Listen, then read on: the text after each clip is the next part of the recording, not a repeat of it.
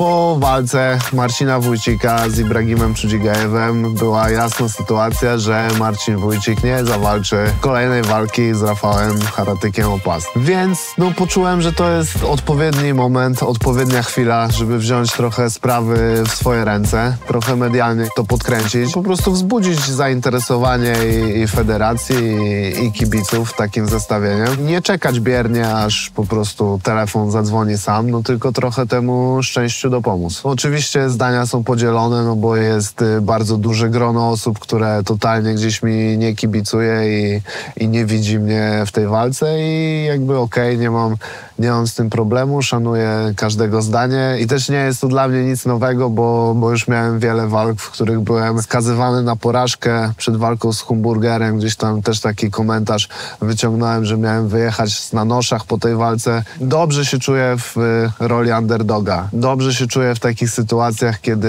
ten stosunek ryzyka do nagrody jest bardzo wysoki i to mnie wtedy bardzo motywuje. Czego się spodziewam? Atrakcji dla drogich widzów. Słuchajcie, płyniemy dzisiaj z Bartkiem. Bartek musi przewietrzyć głowę przed walką. Pogoda jest piękna, jest lekkie zafalowanie. Płyniemy ribem, Lucky Devil. Sama nazwa wskazuje, że jest piekielna przygoda. 9 metrów długości, 400 koni. Naprawdę fruwa po falach, także emocje gwarantowane. No ahoj, naprzód ku nowej przygodzie.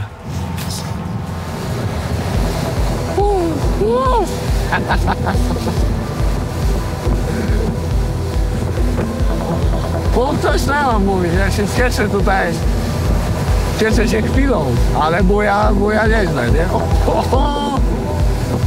Co mogę powiedzieć o moim przeciwniku? Jest na pewno twardym gościem, jest na pewno prawdziwym sportowcem z krwi i kości.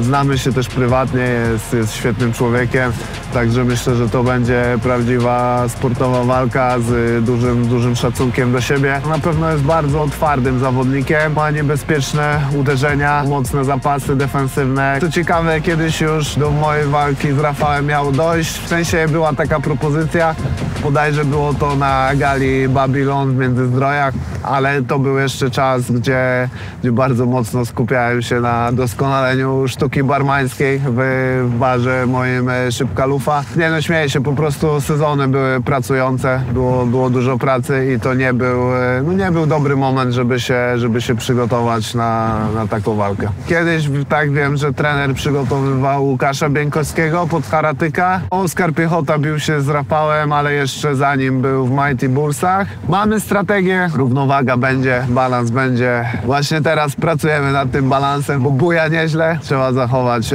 równowagę i stabilne emocje. Uważaj, bo manetka jest tutaj, wiesz, piekielna, jak ją trącisz, to będziemy... Co, to jest manetka? Tak? To jest gaz. Stara się tak, wiesz, falę tak po skosie. Falę po skosie. No dobra, i co? Tutaj gazu, tak?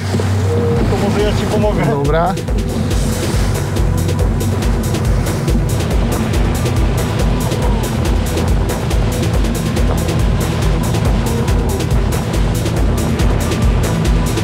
Możemy troszkę szybciej. Ale troszkę.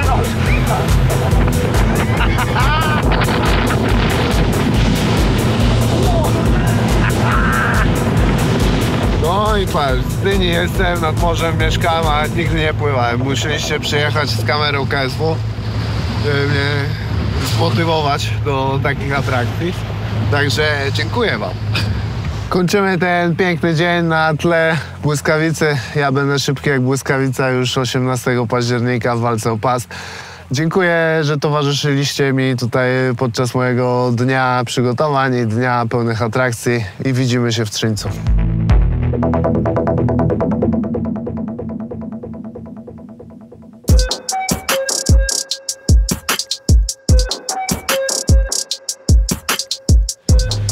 Żeby nie przedłużyć tętna maksymalnego, bo w tym wieku to już można zawał dostać. Patrzę na tętno, na to, jak szybko wraca do normy i jak widzę, że jest bardzo źle, że to nie wraca, no to zrobię trochę mniej rund, a jak jest bardzo dobrze, to zrobię więcej.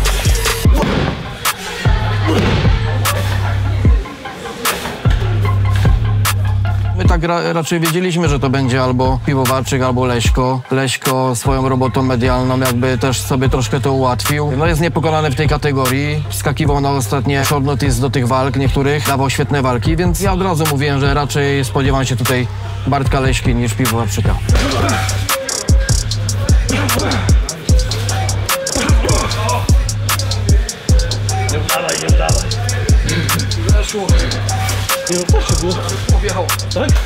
Wspólnymi siłami, razem z trenerem, razem z Tapology jednak doszliśmy do wniosku, że były 3 razy walki już z trenerem Jakubkiem, a nie 2.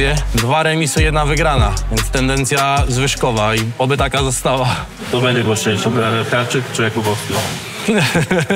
To chyba wszystko zależy od tego, jak sytuacja będzie w klatce wyglądać.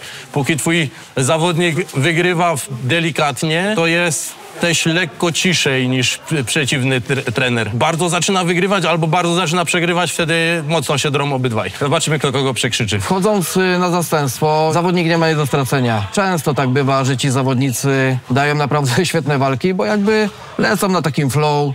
To Bartek też pokazał między innymi z Hamburgerem, że jakby bawił się dobrze, nie miał nic do stracenia, skoczył znowu do kategorii 93 kg. No i jak widać, fajnie to ugrał. W moim przypadku, ze względu na wcześniej wspomniany wiek i przebieg, wydaje mi się, że zrobienie 8-4 naprawdę by było dla mnie dużym wyzwaniem. Patrząc na Piotrka Kuberskiego, który jest raptem, nie wiem, rok, może 2 lata młodszy ode mnie, gdzie tnie ze 105 kg do 84, więc jest to wszystko w zasięgu ręki. Nie wybiegam dalej myślami ponad tą jedną walkę. Daj mi ją pierwsze wygrać, a jak ją wygram, to będę się zastanawiał, co dalej.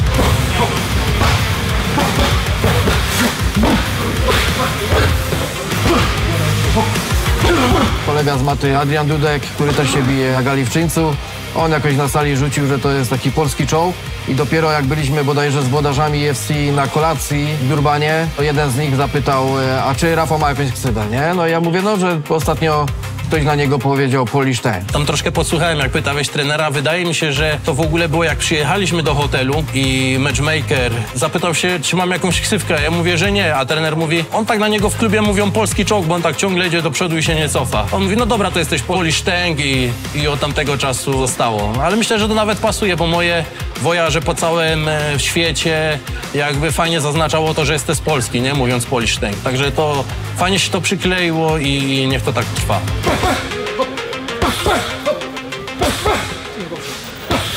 Jeśli chodzi o Huberta, on jest zapalonym kolarzem na ten moment, ale że sezon rowerowy powoli zamykamy, wtedy Hubert z chęcią wraca tutaj na salę, robi grappling, bardzo chętnie robi zapasy. U mnie w mojej siłowni domowej, gdzie im zakupiłem 9 metrów kwadratowych maty, to non-stop się tłuką. Też ma fajną zajawkę ku temu, aczkolwiek nie zmuszam. Mam prostą zasadę dla moich dzieciaków. Trenujcie co chcecie, ale trenujcie. Nie ma siedzenia w domu, oglądania bajek czy grania na konsoli. To hamuje rozwój, a nie go przyspiesza.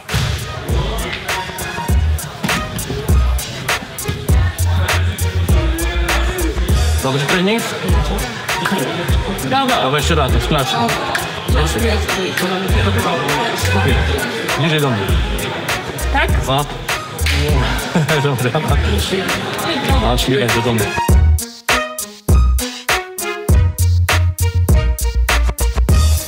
I love traveling everywhere. Everywhere's a bit different, you know. But I found the place we were in Czech Republic was a lot like Sunderland. It's not like my hometown. I was like, it's like being at home, but nobody speaks English, you know. But I very much enjoyed it. I'm excited to see the next place. Stefan's a great opponent, you know. He can do everything a little bit well, you know. He's a good striker. He can move about. He can grapple, you know. But some people think he's a better wrestler than he's a striker. But I mean, I don't know. I've not met a guy who can really grapple me yet, you know. So I'm not too worried about that. Well, he's a great fighter, good in all areas, you know, dangerous, but game plan remains the same. Put him on his back and beat him up. Stefan, threat-wise, you know, he's good in a lot of areas. He can grapple, he can strike, you know, but the people I'm really, really worried about are the one-punch knockout guys like Alec, obviously, and he's a very accomplished striker. Yeah, I don't think anyone in the division's going to be able to grapple with me, you know. So if you're a decent grappler, I mean, I don't care about that, you know. If the strikers aren't really for you, but Stefan has a better chance at a longer fight, you know. But I'm very confident. I'm coming off 2 first-round TKOs, knockouts, you know. So I'm feeling good. He's taller than me, you know what I mean? Like, it's hard to find people his size. He's a good mover, he can move about the cage quite well, but you know, I'm fine with Tom Aspinall, who's got great cage feet for in the cage. He has a lot of advantages, but I feel like I'll beat him everywhere. I'm bigger, I'm stronger, I'm fitter, I'm the better grappler, you know, so I think it's my fight to win or lose, really. So I did okay, you know? Peak fucking sexual conditioning. Dá sa povedať, on je taký, už keď sme ho stretli dávnejšie, ešte v Gdánsku 2 roky dozadu, on prišiel ako veľmi milý človek, taký sympaťák. Žiadny nejaký trash talk alebo niečo, že by sa chcel doťahovať. Dokonca nás vtedy prvýkrát, keď sme mali zápas v KSV, sa Milo postavil, došiel za nami ku stolu a nás tam privítal, čo sa mi akože veľmi od neho páčilo, že fakt taký šampión, jak sa hovorí. Ale teraz, keď sme boli v Poľsku, vlastne šli sme tam dať si nejaký prvý sterdowník medzi sebou na gala večeri v Žešove. Tam som trošku už mal s ním také zmiešané pocity. Najprv bol v pohode, prvý deň, keď sme sa tam stretli v tej fanzóne na tom verejnom vážení. Mi prišiel úplne v pohode, ale potom som ho videl na tom gala večeri. Si tam chodil s rôznymi bivečkami, čo ma trošku tak prekvapilo, že niekto v takejto fáze necelý mesiac pred zápasom si dáva jedno pivko za druhým. Ale tak možno je to jeho štýl, že on to potrebuje. Každý je nejaký iný. Takže hovorím ako človek, verím tomu, že je fajn, ale v zápase to musíme všetko odbúrať, sústrediť sa na to, že ho chceme poraziť. A v mojej hlave to mám tak, že trošku aj to musím dokázať na to, že ja tu sekám poctivú prípravu niekoľko mesiacov, čo sa týka stravy, čo sa týka pitia, režimu, spánku, regenerácie. A on viem, že nevenuje tej príprave toľko, čo ja. Viacejkrát sa vyjadroval, že on má vlastne 10-týždňové prípravy, aj čo sa týka tej stravy, aj ostatných vecí okolo.